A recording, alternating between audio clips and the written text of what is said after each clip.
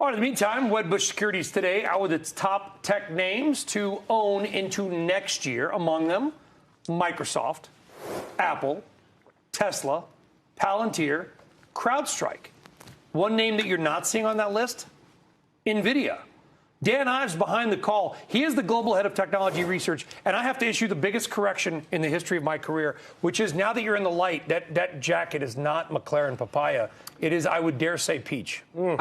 Look, I mean, I'll take both sides. Again, you never... That vital correction now aside, why is NVIDIA not on your tech names to own next year, Dan? Yeah, look, it's still, still in our Ives AI 30, a top tech name. But ultimately, to me, in terms of the five that stick out, it's really about how do you play the AI revolution on the hyperscaler?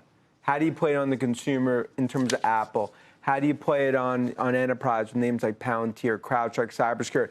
Brian, I view it as like NVIDIA, there's only one godfather of AI. It's Jensen. We'll see him next week at CES. But the derivatives, the second, third, fourth, just starting, which is why we're so bullish in tech. You're in the Hall of Fame, Dan, regardless of color, although Oscar Piastri just emailed me and mentioned that he actually thinks the color is a McLaren papaya. Well, there you go. Vroom, vroom. With that said, what does Palantir, what do their revenues need to be? They're going to do $6.5 billion of revenue next year to justify a $500 billion valuation, in your opinion. Yeah. Look, I mean, to me, and we've talked about it a bunch, it's that it's ultimately it's the commercial business that I believe could ultimately be $2-3 billion when I see it playing out. I mean, I think when you actually do the trajectory here, I think numbers where you see for Palantir in 2026, I think they ultimately double over the next 3 to 4 years. And it speaks to the point. Super expensive stock today, but I just view it, I think it's $1 trillion valuation in the next 2 or 3 years as the AI revolution plays out. So everyone knows you for these marquee names. And when you go into CES, what I always look at are a portfolio of names that are going to shock people, something that shows up. If you search anything with CES, you'll see robotics come up. What are the names you see you meet with everyone, both private and public companies? What companies are going to, A, be there and have impressed you already? Yeah, I think when it comes to robotics, I think maybe like an off-the-radar name that we're bullish, Serve, like Serve AI. When you look what they're doing on robotics on the delivery side, what I view is actually true autonomous playing out.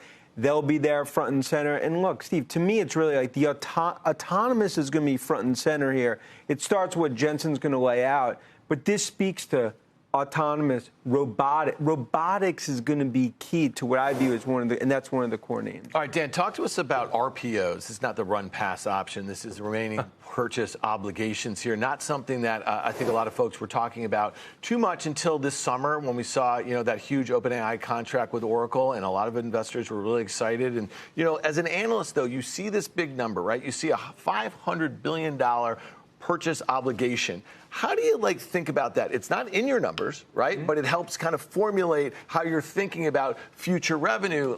To me, the market called BS on this with Oracle. And how do you think about it? Is this something we're going to see? Maybe some of these contracts not come to fruition. Look, I think we sit here a year from now. I think actually one of the names that's going to stick out is sort of the renaissance that's going to happen in Oracle. Because to me, when I look at what's happening, where they play from the stack play, where they play in terms of AI revolution, I think investors are wrong to call out that this RPO, what I've ultimately, a re-acceleration of growth, that's going to go from 18% to 30% to 45%.